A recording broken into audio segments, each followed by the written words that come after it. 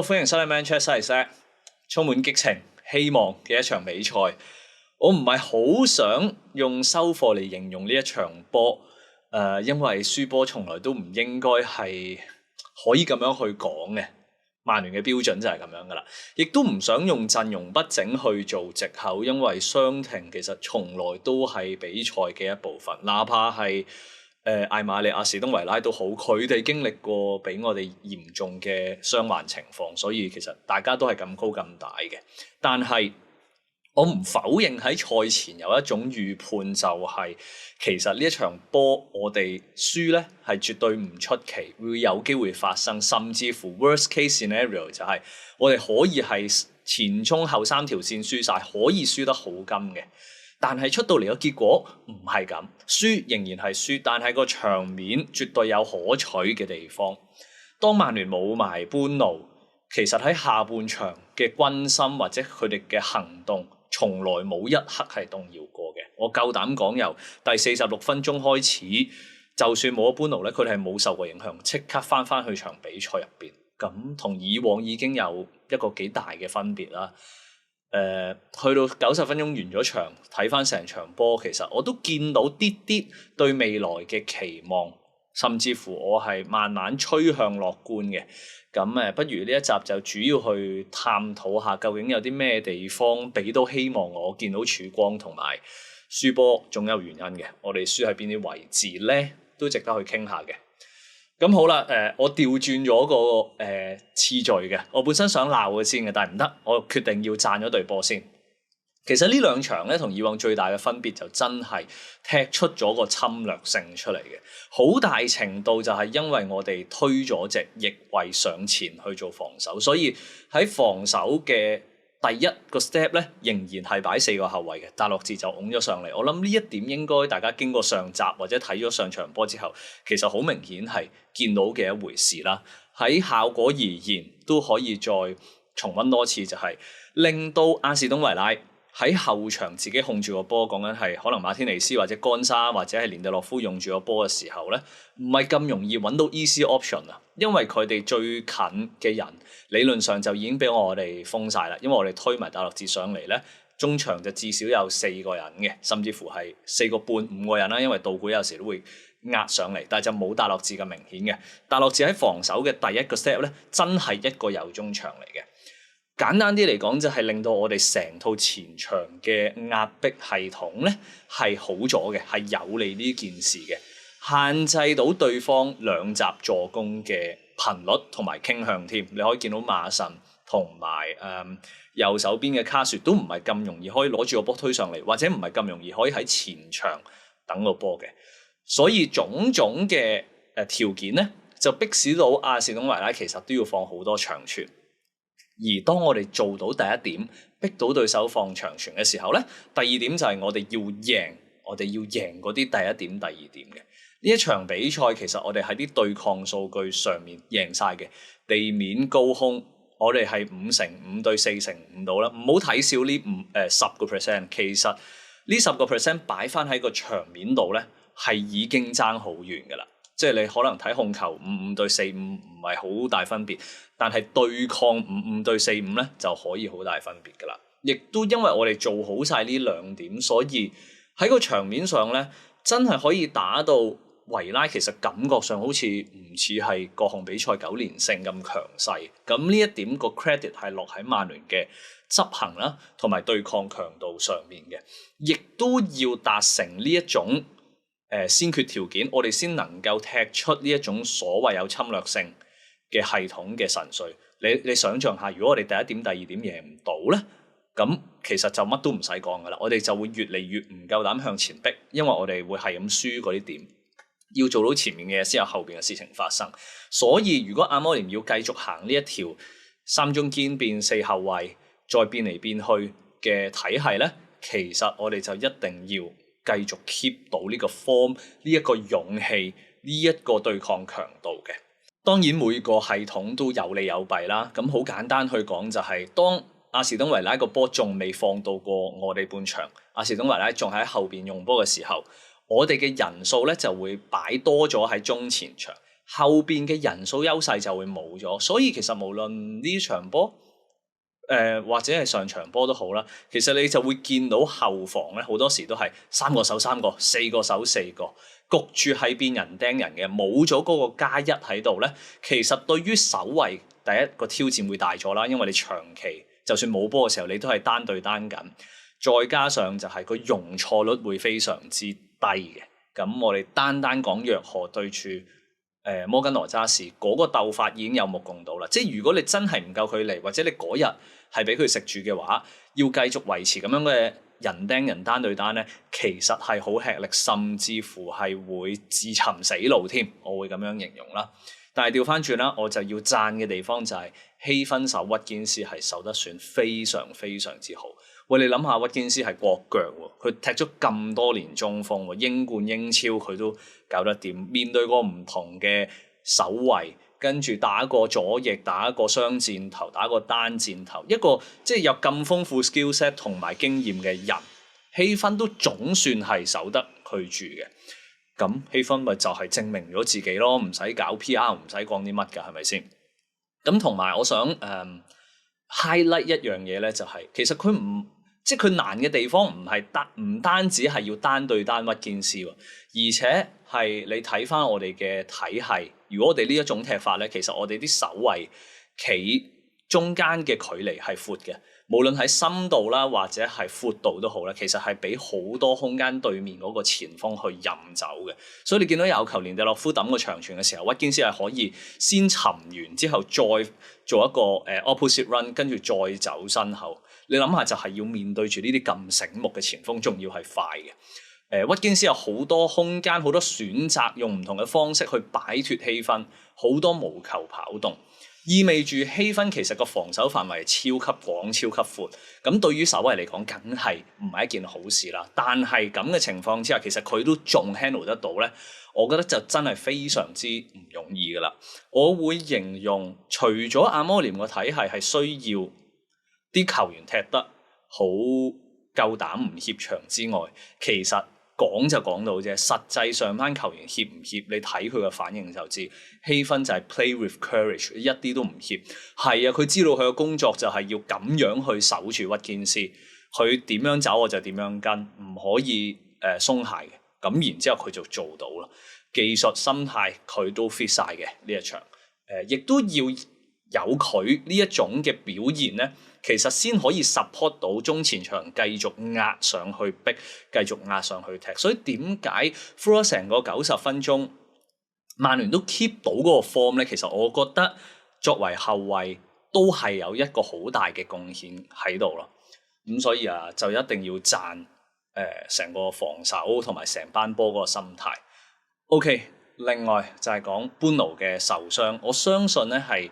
好多球迷都非常擔心喺下半場嘅場面會崩潰嘅。我有擔心過冇咗般奴之後個進攻嘅層次啦，或者係個功力啦，整體嚟講會有影響嘅。但係有一點我係完全冇擔心過嘅，就係我好肯定會有人挺身而出，去頂替咗般奴喺場上嗰種影響力嘅。咁一如所料，當般奴離場之後咧，古亞就成為咗新嘅般奴啦，佢就負責剔晒般奴平時會剔嘅 risk 啦，即係好多位其他人未必敢推、未必敢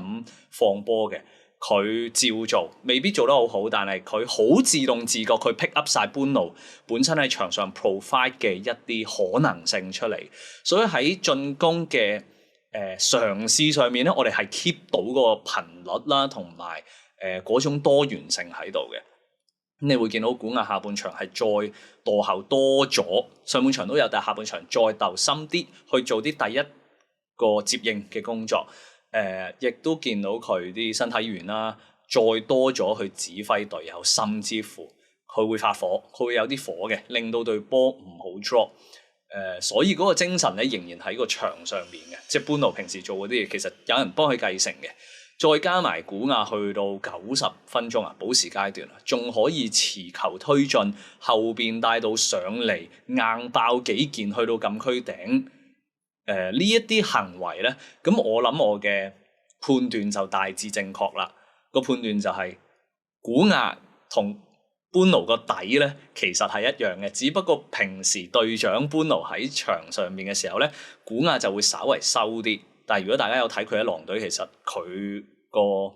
影響力或者個感染力其實就同般奴差唔多，甚至乎可能喺啲身體語言嘅表達會係對外界嚟講啦好過般奴少少添。但係我相信啲隊友嘅感覺就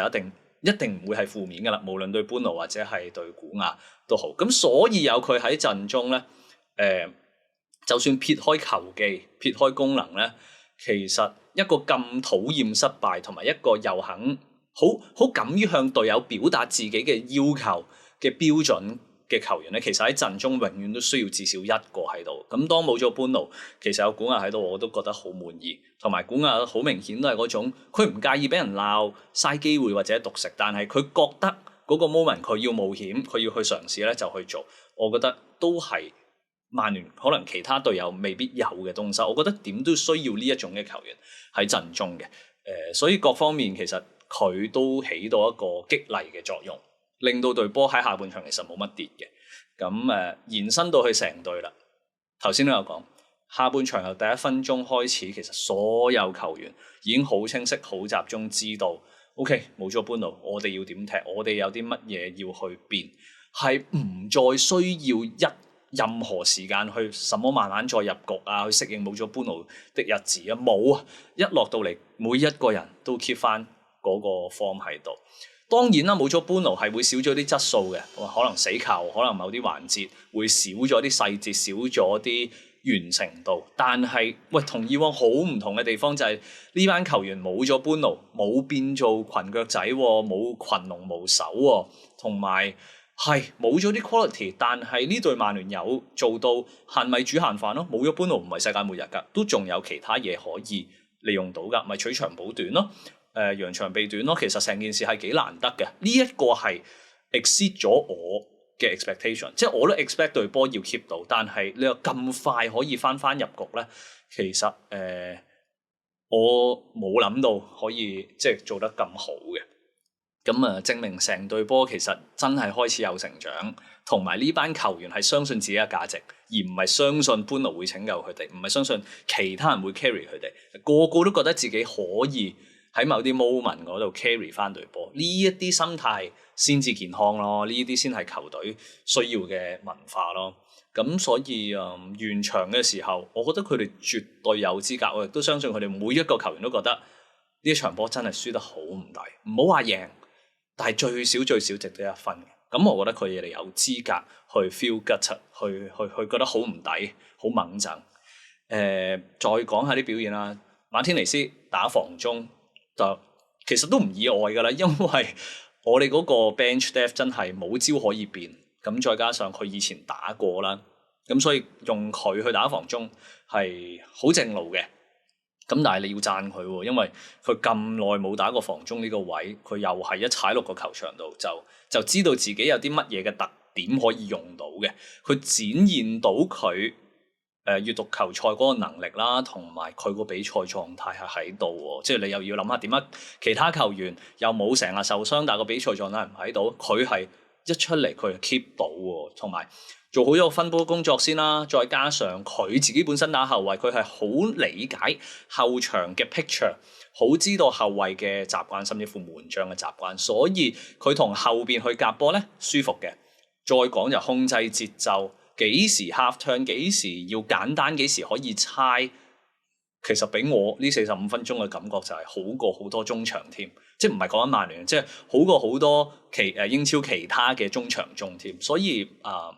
唔知般奴啊或者係明內嗰個傷勢點啦，但係絕對可以一戰嘅。我覺得佢可以繼續喺呢一個咁關鍵嘅時段裏邊，再嘗試繼續踢防中，好個表現係啦。咁然之後穩定咗後場嘅用波，前面嗰幾個咧係繼續保持到水準，踢翻自己嘅 quality 出嚟嘅，冇話因為少咗般奴咧就唔夠膽去打短傳配合走位彈爛波咁樣嘅 ，keep 住去用嘅。古亞曼治啊、石斯高、達洛治、道古，甚至乎斯亞斯就始終爭啲啦，但係佢即係你要佢同你夾波仍然係夾到嘅。咁佢哋就好清晰地咧猜幾下短係為咗嘗試去引散對方嗰個防守結構。當做到呢樣嘢嘅時候咧，就即刻 target 3樣嘢嘅啫，一係轉邊，一係就 half space 入攝，一係就直接走身後。俾到我嘅信息就係佢哋呢兩場用個波唔係為咗 keep 波，唔係為咗為猜而猜，而係好有目的打幾下短，跟住就睇下有冇長嘅可能啦。所以係有目的同冇目的地用個波，係直接反映到落個場面嗰度。你去睇翻場波夠唔夠娛樂性，其實好多時就係取決於你睇唔睇到佢哋 purpose。如果佢哋自己都冇 purpose 嘅話，呢場波係注定難睇。但係呢兩場就係你見到個用波係有意思嘅，有想法嘅。咁你亦都要記住，就係呢個下半場係冇卡斯美路、明內、般奴嘅，但係我哋都用起上嚟有板有眼，係咪一種進步咧？係咪真係一個體系開始成型，開始建立到？我哋係咪應該繼續去追尋呢一種嘅體系咧？甚至乎我認為前者即係講緊卡斯美路、般奴、明內呢啲球員，如果兩個擺喺中場嘅時候，其實佢哋有啲弱點喺度嘅。尋晚嗰個組合咧，有另一種嘅弱點，但係就冇前者嗰種弱點。譬如就係嗰啲活力上譬如就喺防守意識或者個默契上面我覺得個平衡咧，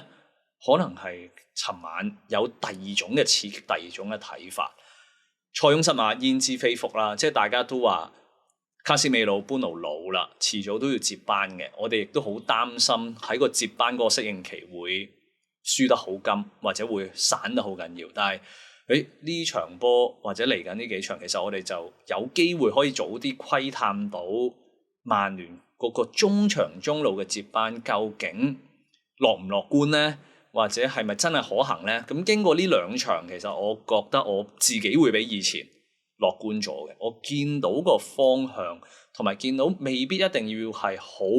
全能、超勁一億身價嗰種球員先駕馭到。我覺得可以有啲位去走盞、去避、去補嘅，甚至乎推一個翼位上嚟，令到中場人手，令到中場闊度夠呢回事咧，其實已經係一個唔錯嘅折衝方案啦。咁大概就係即係其實我睇落我滿意曼聯嘅地方啦。之後咧就講下彈嘅位啦。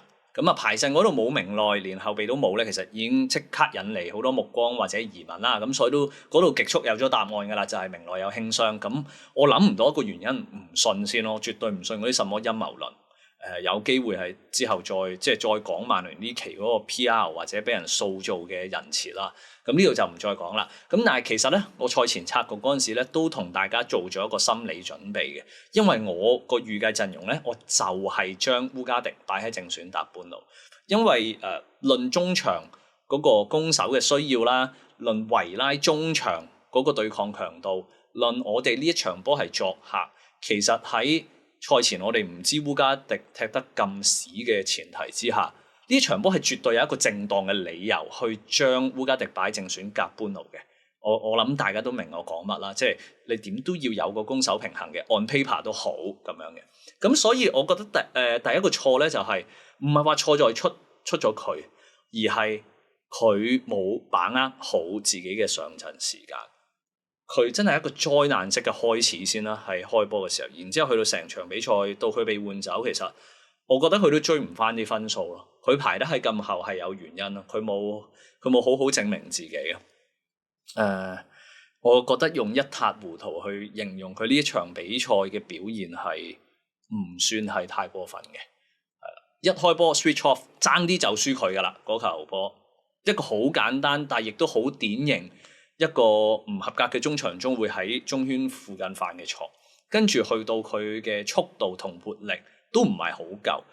如果你睇攔截嘅數據或者係防守數據，佢可能有嘅，但係我用對眼去睇咧，我就會認為佢係作出咗好多亡羊補牢式嘅防守，即係佢嘅防守係嚟自佢前面做錯咗啲嘢，或者佢嘅 positioning 唔啱，跟住咧憑佢自己嘅身體質素去夾硬完成個防守，但係其實呢樣嘢本身可以唔使出現嘅，直頭連落腳都唔使嘅。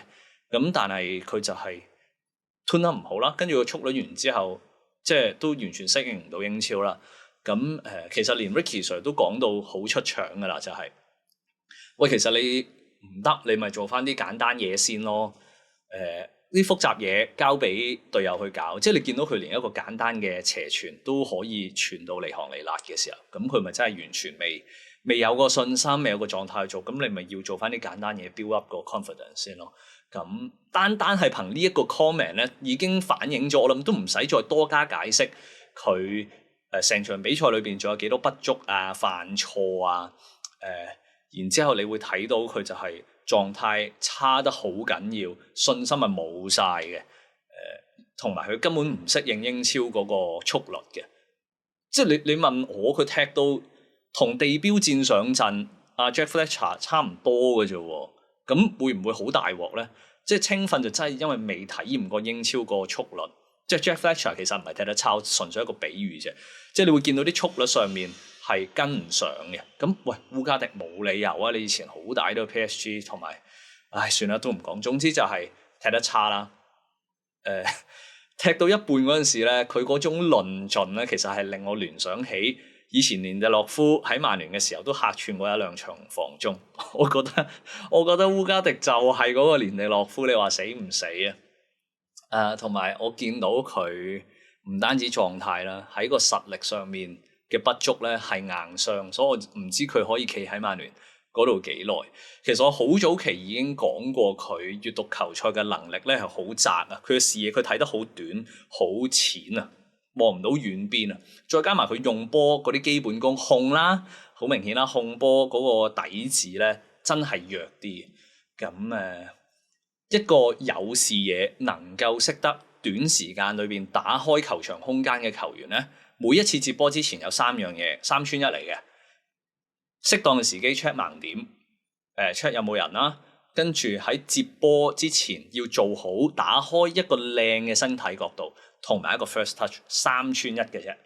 三樣嘢都要做好，同埋夠穩定性咧，你先可以持續地喺中路開創到空間。佢咧就經常性三樣嘢裏邊做得一樣好，或者做得兩樣好，好少見到佢連過三關噶。所以點解佢打中場打到咁吃力又論盡就係咁解噶啦。我之前都有講過嘅，班奴同卡斯美路咧就係嗰種一腳佢就可以轉到邊啦。明內仲係處於要用一腳半或者兩腳先得，而烏加迪咧就係要掂足三下個波先可以轉到一個180度，再斬到出去。咁你話死唔死啊？咁大家都知道我有幾中意麥湯文尼噶啦。咁亦都大家亦都知道要買烏加迪嘅原因就係要喺個 PSR 度搞掂，所以要買走麥湯文尼。我其實係有所有嘅原因去憎烏加迪，甚至乎係落井下石笑佢嘅添。但係佢呢一刻都仲着住曼聯波衫，我就一定係要希望佢可以振作到噶啦。我覺得係有少少睇錯佢嘅能力。即係譬如啲基本功，我覺得去到呢個 age 其實好難去進步翻噶啦。咁但係我肯定呢一個唔係，即係呢60分鐘唔係佢應有嘅表現。我希望 as long as 佢係曼聯嘅球員，佢去翻個合格嘅水平先。我唔求佢踢到曉飛，但係你都要用得過先得。咁我喺度都希望阿烏加迪可以慢慢提升啦，即係擺得你上嚟，我都焗住要撐你噶啦。咁希望佢可以做好嘅。OK， 然之後另一個位咧，輸嘅位，甚至乎係最重要嗰個位，就肯定係約荷啦。其實我賽前已經知，我諗大家都知噶啦，佢一定會係右中堅嘅，同馬天尼斯踢唔踢到係無關，因為我哋成條防線或者所有中堅咧就冇晒右腳仔嘅。咁你擺三中堅嘅話，你係一定要用約荷，一定係右中堅嘅位置噶啦。咁而佢呈現出嚟嘅問題係同上場一模一樣嘅，因為我哋防守嘅時候都係會轉四後衛，所以佢就要變成右閘啦喺嗰個階段，而右閘咧就係對位 mark 住摩根羅渣士。咁佢係再次話俾你聽，其實佢係 handle 唔到個右閘位置。先唔論一啲好 physical 嘅嘢，我哋唔好講速度，佢係冇嗰套 skill set， 佢係冇嗰套思考嘅系統去支援嘅。咁你冇咗腦嗰 part，你個身體亦都唔會做啱動作，即係可能講緊啲防守步啊，保持幾遠嘅距離啊，幾時上幾時唔上。喂，你一個喺中路嘅球員，同一個喺黐住條邊線嘅球員，其實係爭好遠好遠嘅。即係我同意佢踢得差，但係我亦都認為有啲嘢係超出咗佢嘅範圍嘅。喺呢一刻，你突然間要佢呢兩場咁樣轉咧，係辛苦嘅。咁啊，我上集都有提過，就係話，喂，喺英超啊，如果啲嘢個情況發生咗，或者啲嘢埋到身嘅時候，你仲需要時間去諗呢一刻你係中堅定右閘，或者你呢一刻先去諗咧，咁你已經遲咗噶啦，你個身體已經跟唔到，因為人哋係唔使諗嘅，人哋進攻，人哋一早決定咗噶啦，你就超級被動。咁我諗加利仔喺賽後對約翰失波上面嘅分析咧，其實係好精準嘅，因為加利仔真係一個右閘，佢完全講出咗一個右閘成個思維會係點樣，譬如點樣保持幾多個距離先係夠，嗰一刻應唔應該上場嗰啲，其實加利仔係講晒噶啦。咁我用我嘅方式去理解就係，喂，第一球你嗰一刻就係一個右閘，你俾摩根羅渣士好輕鬆去嘗試拎第一下，再俾佢好輕鬆修正，都已經弊㗎啦。最大鑊係咩咧？約翰其實係完全冇預計到摩根羅渣士會就係喺嗰個位，距離龍門好遠，黐住喺條邊線。佢估唔到佢突然間就轉正，然之後就變速推入中路。佢個身體完全冇準備到嘅，所以佢個重心咧係其實冇壓落去嘅，結果就俾佢扭雪糕筒咁扭過咗。嗰球波係完全係輸佢，我唔理摩根羅渣士最後係咪都係射入，前置嘅防守佢絕對做得唔夠嘅。咁去到第二球啦，其實輸幾個點嘅，大律治有啦，希芬有啦，約翰都有嘅。不過即係如果要單計約翰嘅話，其實約翰就係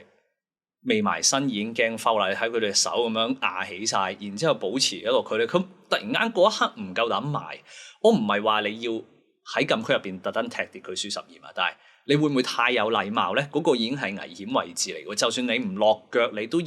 黐埋去少少啊！佢就最後先意識到啦，但係個飛鏟嚟遲咗咯。咁同埋其實佢都係因為失咗個先機 ，switch off 咗少少，跟住到回個神嚟先發現原來個先機已經俾摩根羅渣士佔咗，先會有後邊嘅事發生。所以其實嗰度係好多一連串嘅判斷或者集中上面嘅問題。簡單咁再重複多次就係，其實喺呢一個攻守會變形，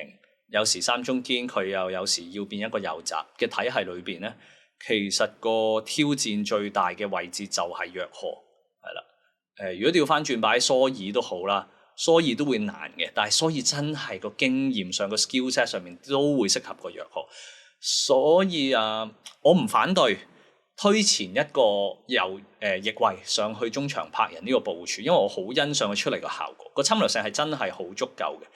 即係最簡單就係大洛治呢一場波長期喺前場 mark 住馬神，其實直頭佢係 block 住咗馬神啊，所以馬神咧冇辦法喺好前嘅位置攞波，間接唔係間接啊，直接係令到馬神冇辦法成日空身走上前場接應，同埋馬神同摩根羅渣士嘅互動因而減少咗好多好多。呢個係曼聯踢得唔被動嘅原因之一，就係因為我哋出咗個先手，令到維拉踢得唔舒服，所以我係支持呢一種體系繼續發展落去嘅。但係個弊處就係有幾多個人能夠踢得掂約翰而家呢一個又要有中堅又係右閘嘅位置咧？約翰踢得差係事實，但係約翰都仲係年紀細，所以我接受佢表現得唔好。咁而我覺得陣中其實只有馬沙拿維係有足夠嘅能力去演繹好呢個位置啫。如果再數，可能係大洛治，但係大洛治作為一個右中堅嘅話，佢又會唔夠力。先唔論我哋冇咗大洛治喺助攻嗰個位度，所以好似得一個人可以真係完全 fit in 到呢一個比較大嘅漏洞嗰度。咁呢個都值得繼續觀察落去嘅。好長啊，今集咁我最後總結啦。咁其實個換人嗰度，我覺得都冇乜錯啦。我哋都冇太多嘅選擇。有啲人問點解石斯高要換走石斯高換斯亞斯咧？其實喺半場之前咧，我已經預計到石斯高肯定踢唔足噶啦。因為咧，其實我哋喺前場逼嘅 system 咧，我哋係2個逼3個嘅，對面係2個中堅即係連地洛夫、干沙同埋馬天尼斯，我哋永遠都係得兩個啫，古亞同埋石斯高，而石斯高係每一次都要一個人 mark 兩個，石斯高每次都係衝向馬天尼斯嗰度，然之後再兜翻個圈去追阿連地洛夫，所以佢無球協防嗰個跑動係消耗係非常非常之大。我諗佢接收到呢個指令嘅時候，佢都好清楚自己唔會踢足全場，因為喺個體能上面係維持唔到90分鐘嘅。咁就為咗保留古亞嗰邊嗰個體力，古亞就真係多啲 vertical 直上直落嘅啫。石斯高咧就係負責做跑腿嘅。咁呢個都解釋到點解石斯高打唔足全場啦。咁另外都仲有啲新仔，我覺得絕對唔差嘅。同埋我諗都叫做打破咗咩阿摩連唔重用青訓啊嗰啲啦。即係雖然你話呢場波冇人用，所以可以換啫。咁如果你真係唔重用青訓，你連換都可以唔換喎。如果你真係咁唔信，咁啊 anyway 啦，換咗出嚟，其實啲青訓嘅小子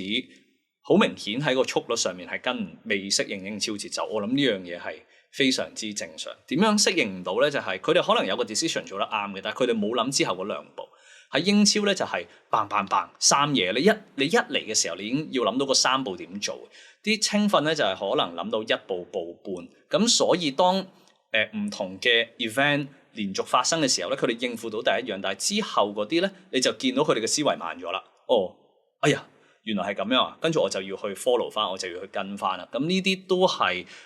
that's why 我哋要俾啲時間青訓慢慢去上位，而唔係話哇嗰個人喺 U21、U19踢得好好，我哋就覺得一定要俾。咁可能之前嗰啲奧比啊，或者係亞馬斯啊，咁其實你都會見到，甚至乎上季咁嘅費迪力神，你都會見到上到嚟真係可以唔適應喎。所以我覺得什麼唔用人啊，唔信啲僆仔呢啲係偽命題咯。即係一個教練永遠都係睇佢有冇能力駕馭到而出唔出㗎啦。尤其是講緊成績咁呢個有機會再探討啦。咁整體嚟講我唔算太失望，我覺得有啲可惜啦。咁但係嚟緊咯，頭先講完啲弊處咯，我哋下場對邊隊啊？我哋下場對紐卡素喎。紐卡素和達馬迪，仲有邊個啊？哥頓喎，哥頓隊位對邊度啊？哥頓隊位就係對約荷嗰個位。我哋有幾日時間去消化同埋思考，究竟我哋對住紐卡素，我哋係咪仲係踢呢一個3-4-3、4-4-2嘅變形咧？定係還是我哋 stick with 揾阿達洛治收後少少，守住哥頓算咧，唔好搞咁多嘢咧。我覺得呢一個都好值得阿摩廉去諗嘅。究竟你繼續保持你一個咁大膽嘅想法啦，定係縮一縮先咧？Boxing Day 之後就會知噶啦。咁今日分享嚟到呢度，中意嘅話記得 CLS， 下集再見，拜拜。多謝會員嘅支持啊！如果想睇埋短片分析同埋文章，不妨 join my Patreon 啦。